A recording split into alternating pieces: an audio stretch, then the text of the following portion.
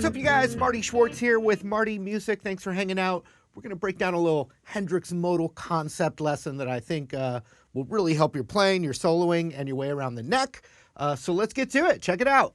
All right, so we're going to take the chords of a blues in the key of C, and I'm going to pick this A7 looking bar chord shape, because that's the shape that this device comes from. Or it could be this too. So that's C major. And that would be C7. And we're thinking of it like a blues, so 7 is good as well. So C7.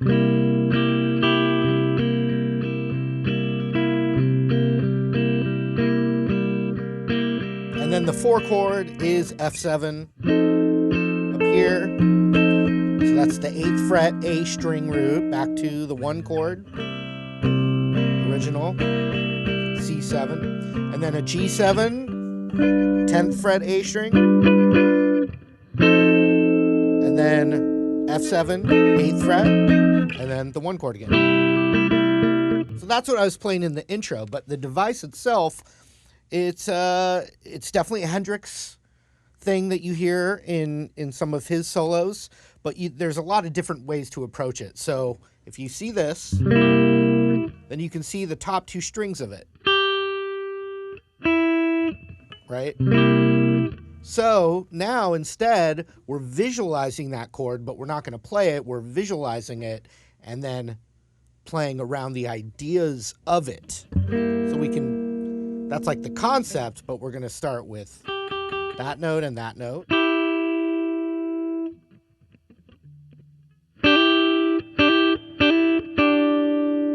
So with that index finger, you can actually bar all 3. And that's a chord right there. That's from the C9 chord, which is a substitution of the C7. They go together.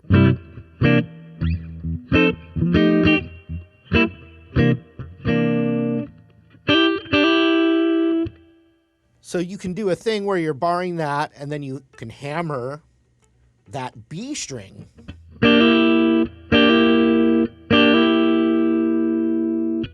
Now, if you're just plucking the B in high E, and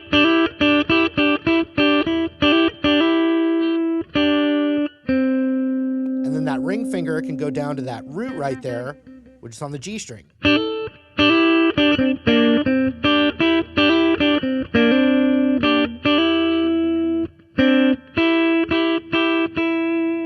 Now with the not with that B string, it doesn't feel as resolved as that or this. But you also have the sus4 here.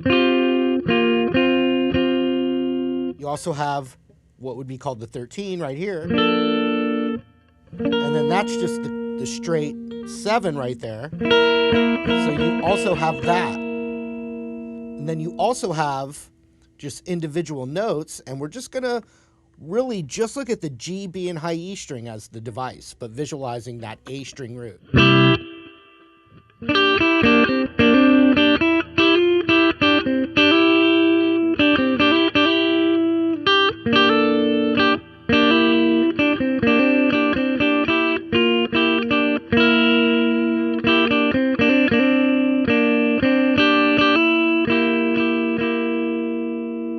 But what's so great is when you go to the 4 chord, it's all the same stuff, but in this position.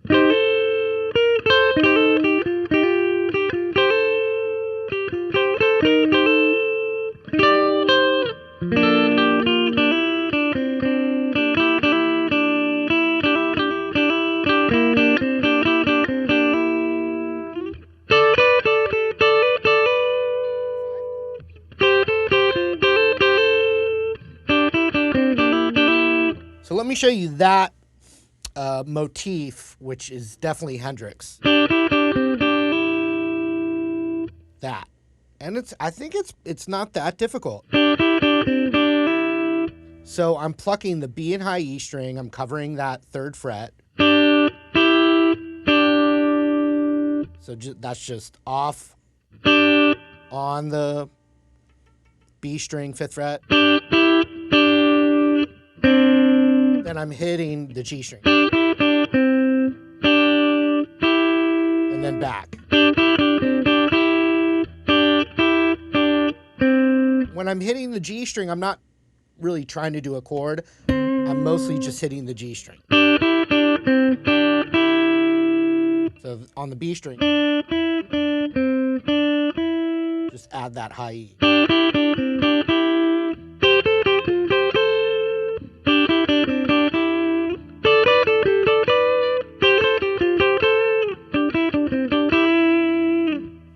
That right there is just a little motif.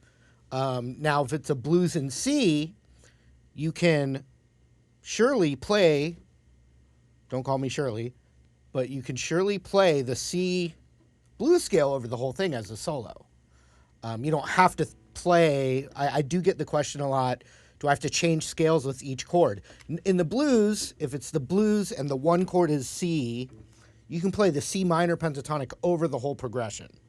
However, you can get elements and other sounds that you can pull from just by thinking of the chords instead. A lot of times you're using overlapping notes. So there's different approaches. Like Stevie Ray Vaughan might play minor pentatonic through the entire thing with, passing tones and whatnot. Okay, so I have the loops here. I'm going to just start with that device. So C7. C7.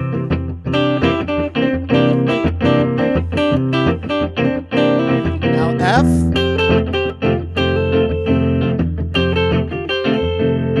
Back to C.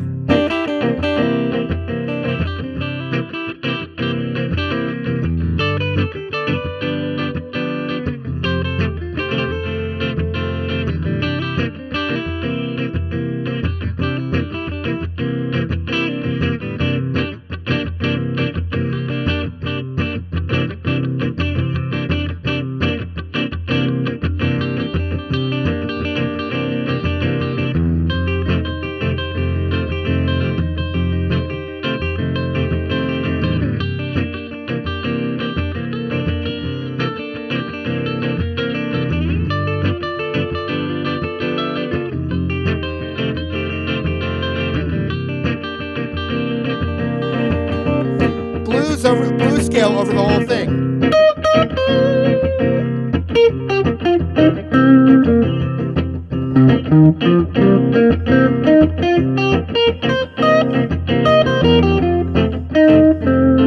I can see the chord too.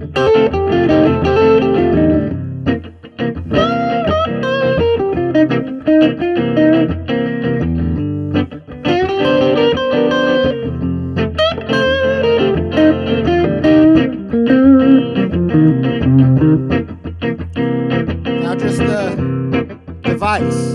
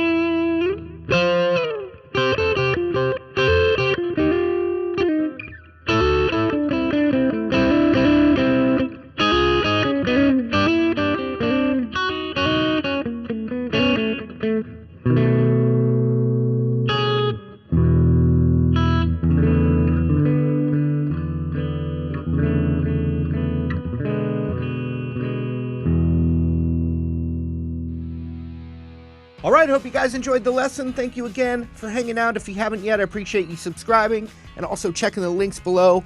A bunch of courses, including some free ones. Thank you again. See you later.